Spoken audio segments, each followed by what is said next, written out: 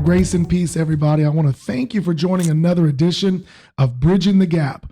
I'm your host, Pastor Nathan Brozier of this podcast. And if you will, please share this broadcast to your social media platform and just hit the subscribe button right below to this broadcast. So that way you will get weekly updated sessions. Well, today we are recording our 36th episode, and I have a good friend, a gentleman I met years ago, almost 11 years ago today, and I'm going to welcome and introduce you to him for the very first time, Pastor Frank Scott Sr. It's a pleasure having you, my man. Well, thank you, sir. It's an honor to be here. Well, Pastor, I remember meeting you, I think for the first time when I moved back to Muncie in 2011. I kind of came over to Bishop O'Neill's church. He wasn't Bishop O'Neill then. He was just Pastor Keith. Yeah. And you've known that man a long time, and you're not unfamiliar with him or very familiar. I believe years of it, you guys have been in ministry together. And I remember meeting you for the first time. And at that time, you were the assistant pastor, I believe, at Christ Temple Global Ministries, underneath the late, great Bishop Michael Milburn. And now today you're working alongside your son. Yes, sir. Son-in-law, that is, Pastor Terrell Jones at Renovation Life Church. One thing I could always say about you is that your personality has always been welcoming, fun to be around. I enjoyed it, and I can tell that you rubbed off even on your son and your daughter because they're a good makeup of you. And that's always, I always like to tell fathers, man, hey, you did good with your kids. Thank you. So, fathers. Yeah, that's right, because you had a good fathers too, or fathers, yeah.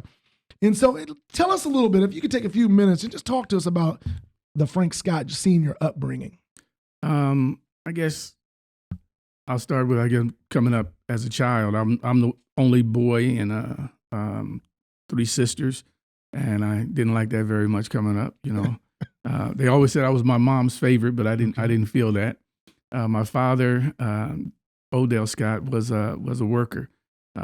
He worked all the time, but he always came home, and he would always get me up early in the morning. Mm-hmm. And I sometimes would wonder, why are you waking me up on a Saturday? Right. Now, I wonder, I didn't say, I wondered in my mind, why do you wake me up on Saturdays? And Carolyn, Diane, and Maid, my sisters, they in there asleep. So one day I asked him, I said, Dad, what do you want me to do? Because there wasn't nothing to do. He said, I just don't want you in the bed. Right. I don't want you in the bed. You're a man. I said, but Carolyn, he said, listen, my job is to teach you how to be a man. That's good. My job for them is to show them what a man looks like. So when they get one, they know what they're getting. Okay. And when one gets you, they'll have one. That's so right. I didn't appreciate that then. I guess that song, you understand it better by and by. Sure. I understand it now. Yeah, it makes sense. But it was good. 3 sisters, and he had a lot of businesses. I worked since I was like 12 years old. He had a used furniture store. He had apartments and houses that he rented and those kinds of things. So I'd help him doing all those kinds of things.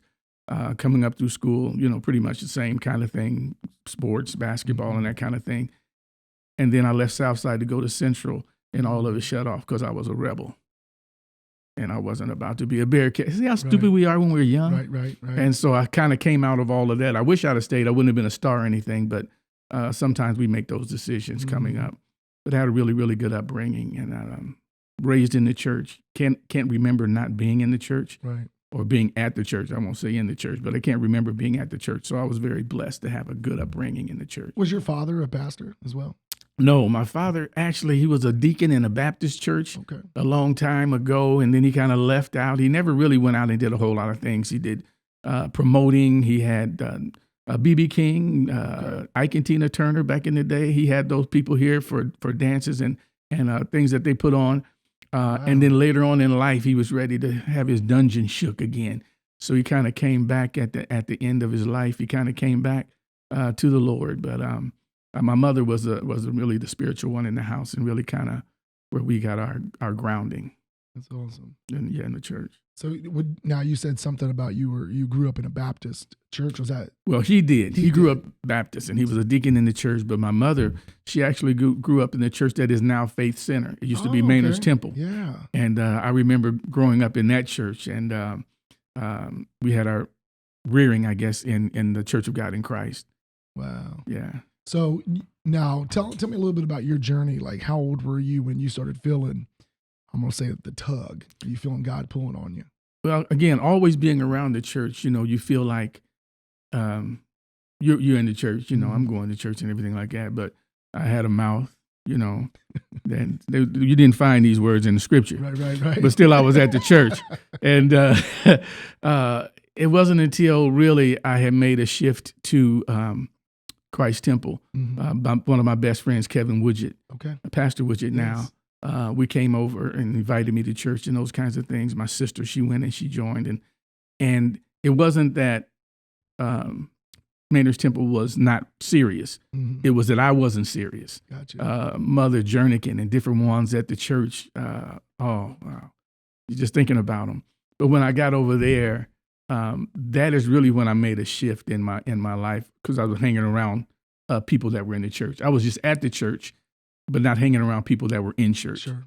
So when I got around Kevin and Linford and Tony Webb and all those guys, I really saw what it was like to live that kind of life. And that's when I really made a change. You say, when did it happen? When I really accepted him? And a lot of people can tell you the day, they can tell you the time, or, I rolled on the floor and I did this, and I don't exactly know when it happened, but I noticed, hey, this is different. And I'm hoping that people that ask that question, when did it actually happen to you? And you don't know, don't feel bad if you don't know the day and the hour. It's more important that you know that it happened. Yeah, it's all right. And I could feel the change. And it just, I was cussing. Did I say cussing? I hope my mother doesn't watch this. No, I'm just kidding. And then it just left me. Some things will leave you, some things doesn't. Right. But I just stopped, and I was like, wow. It was a big change. Wow. Yeah. Well, let me ask you this question. I love to ask this question because God speaks to everybody differently, and I ask this question almost every episode when I have you there for the first time. And tell us how God called you into ministry. How old were you? How did He speak to you personally?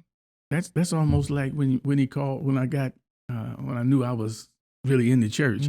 Always loved Sunday school. Always loved the Word. Always loved. I like to be challenged, and I like to challenge, even in Sunday school. So I always loved that kind of thing and that kind of interaction. So as I got older, I wanted to teach Sunday school, and I started teaching the kids, young kids. It was about a teenager, probably about 16 or 17.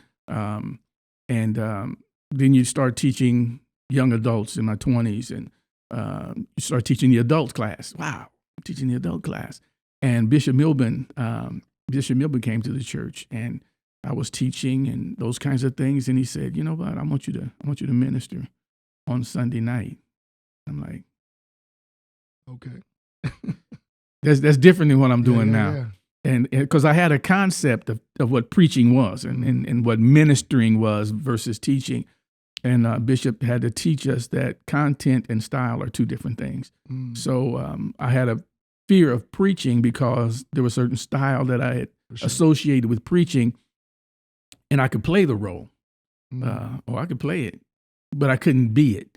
Gotcha. And I didn't want to do that because, I see people that emulate other preachers, and I'm not saying they're not sincere, but I wouldn't be sincere because that's not how I express. Yeah.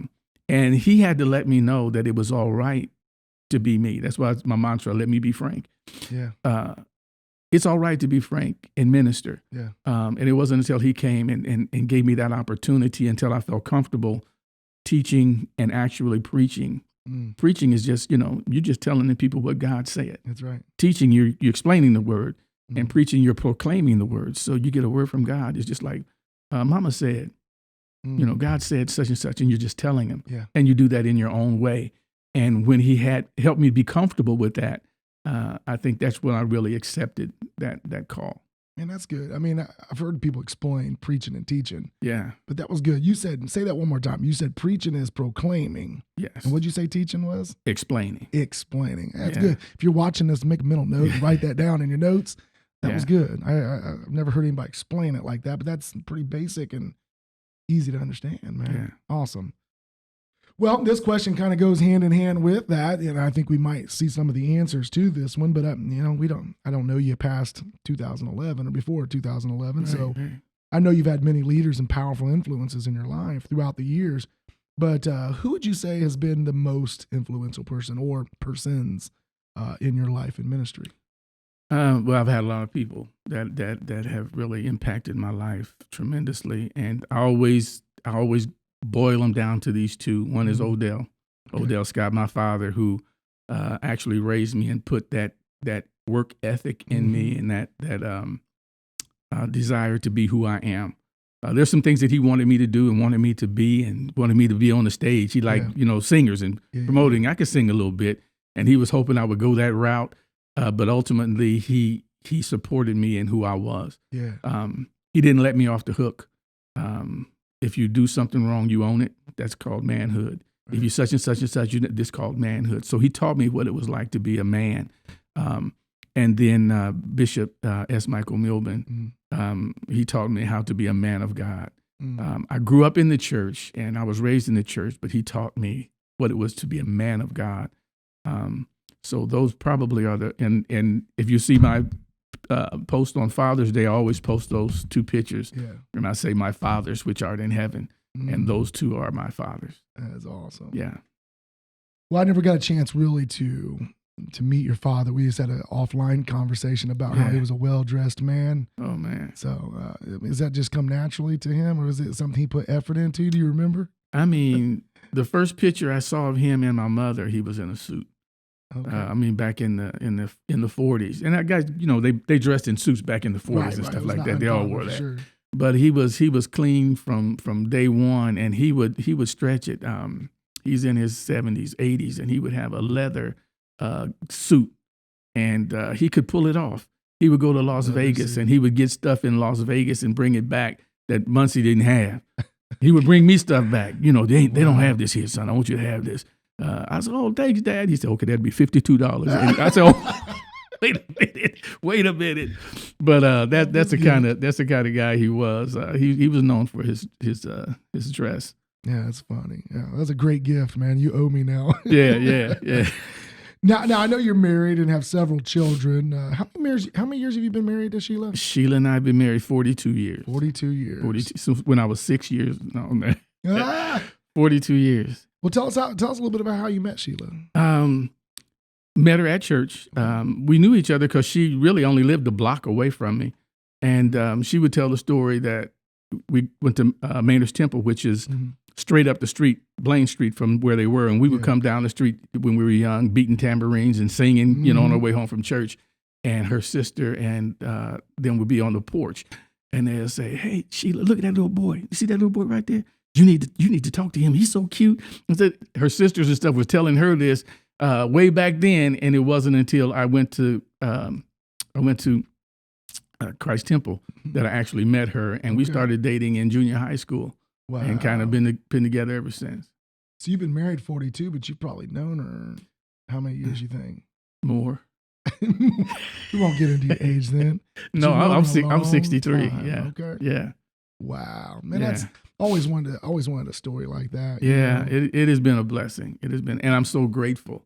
I said, there's things that I could have gotten into, people that I could have gotten hooked up with, and I'm telling you, the Lord just blessed me. That is great. Well, some of our viewers or listeners may not even know how talented you really are. And when I got the chance to see you in action, so to speak, it was on the stage. It wasn't preaching, but it was acting in a play. And my goodness, you stole that show with your character. I believe it was Reverend Burnbush, if I'm not mistaken. I.B. Burnbush. I.B. Burnbush. And if I'm not mistaken, but you have many other talents. You can preach, you can sing, and you can act. But I know this may sound weird, but have you always had a comedic edge growing up? If you knew my mother, you wouldn't know this to talk to her, but that's where it really came from. My mother have us laughing all the time, and if you spend any time with her, you'll be laughing too. So I kind of inherited that from my mother. Junior high, we were in plays. I was in choir and those kinds of things. So I was always pretty comfortable being on the stage. Preaching is a little different, but I've always been comfortable in front of people. Then Randy and Teresa Moore, Ella June Smith. Yes. Yeah, we started with her plays and being in those, and it just kind of evolved into something Wow. We'll never go to Hollywood, but we had Well, fun. I'm telling you, I.D. Burnbush, Yeah. that was a classic character. Yeah. And I was thinking to myself, man, this guy is selling this character. Maybe this is the inner Frank Scott Sr. right here that just needs to come out. Yeah. Y'all don't want him to come out. That Burnbush. Well, I enjoyed it so much. Now, I'm a person who preaches with, I like to use illustrations. I like to use skits almost in my preaching. And I was told similar story like you were, that I had a pastor friend, well, not necessarily like you were, but I had a pastor friend tell me one time, I'm not sure if you can really preach now because you always use illustrations in your preaching. And so I got into that mode of, okay, I guess I better portray and mimic everybody else because that's what is preaching, so to speak. And, and you're very comical. I mean, even you've preached in our church before at Destiny, and you even bring in a comedic edge even in some of the stuff. Now, being an actor and having that creative mind, have you ever done that, skits and stuff in your messages? I like to talk to people who've done that. So, I mean, I can only imagine how good you would be. Oh, we haven't done a skit, but we do bring people up and utilize people in the message. I'd like for you to come up here. I need you to do this. I need you to do that. And use visual aids. Of course, that's how I learn. That's how I get it. So that's how I give it. When I worked at Warner Gear, I had to teach a statistical class. I was in statistical process control, and we had to teach a group of people from Japan who didn't speak English. Okay.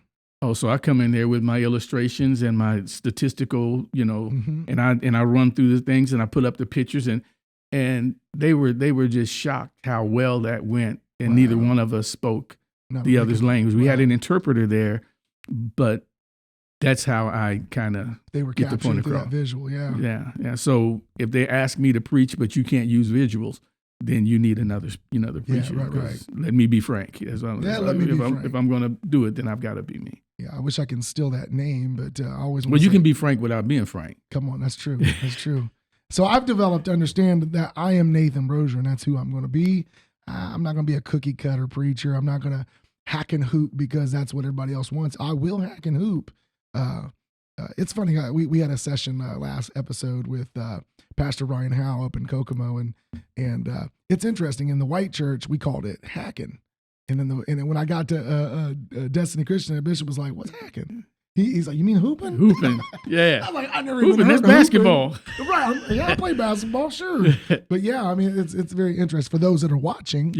Hacking and hooping are the same, and so, but yeah, that's how we grew up, and so yeah, it's very interesting. Now I know next week we're going to talk more about community. I know you're very heavily involved in the community here in Delaware County, at least, and how did that all start about? Actually, I worked at Warner Gear for 28 years, and really wasn't involved in the community. And then when the plant closed, just before I could get my retirement, when the plant closed, they said you have an option. You can go to school or you can get a job. So I wanted to get a job. I wanted to work. I had bills and stuff. Right. But you couldn't get a job. You couldn't find a job back then, unlike now. Mm-hmm. So I went to school and I took up human services. I wanted to take up something different. I didn't want to do statistics. And it really was the Lord just kind of guiding me through the whole thing. And I really, really did well. I graduated with honors. I got to be the Distinguished Alumni Award from Ivy Tech. And it was really, really great. And then that kind of opened up doors for me as well. I became the president of our neighborhood association. And we were doing some great things there. Went to Neighborhoods USA and won 3 national titles for neighborhoods in Neighborhoods USA. And I got the food bank going. And now we have a program, bill assistance program. Okay. If you're watching this and you live in Muncie, we have a bill assistance program where if you need your lights or your rent or something like that paid, we have funds, and you don't have to live in White to take advantage of these programs that we're putting on. And the more I was into it, the more I really felt like, man, I've never been so busy in my life, but I've never felt so fulfilled. Wow. And God just from one door to the next, he just kept opening. It was nothing that I had even asked for. Even the presidency, they came and asked me, the chamber, they said, would you like to do this? So then I know it was God. Sometimes you try to make your way. Yeah. You know, I ran for an office. Sure. And I lost. Well, it wasn't because I didn't feel like I could have done the job, or I didn't want to win. But God had let me go through that experience, and I really believe He let me see some things, because people were saying, you need to get in politics. You're a good guy. People trust you. You need to do all these kinds of things. And then when I got into it, God let me see what you would actually be getting into, and that's not me at all. Wow, that's not me at all. So they said, man, you should have won. Man, you should have.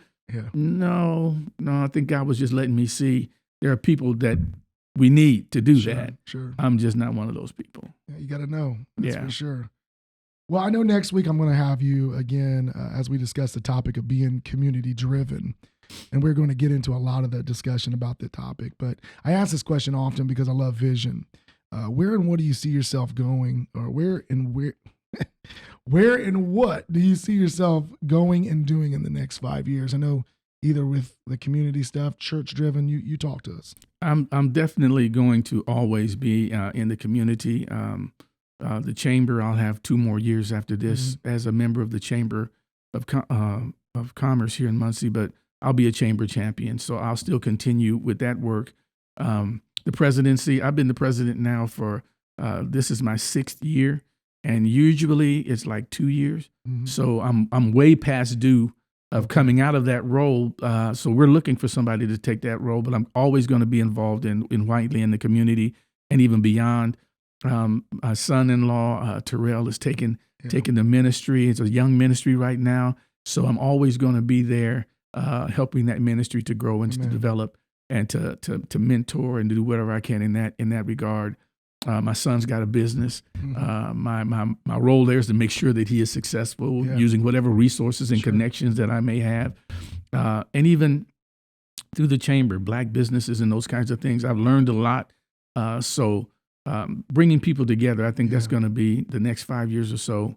All the things that I've developed up until this point in time, just kind of bringing all those things together to kind of benefit our community. That's awesome. Look forward to that. Yeah. Well, thank you for watching and listening to this week's episode of Bridging the Gap. I want to thank Pastor Scott for taking time out of his busy schedule to come and grace us with a little bit about information we didn't know about you. But we want you to join us again next week. God bless you. Thank you.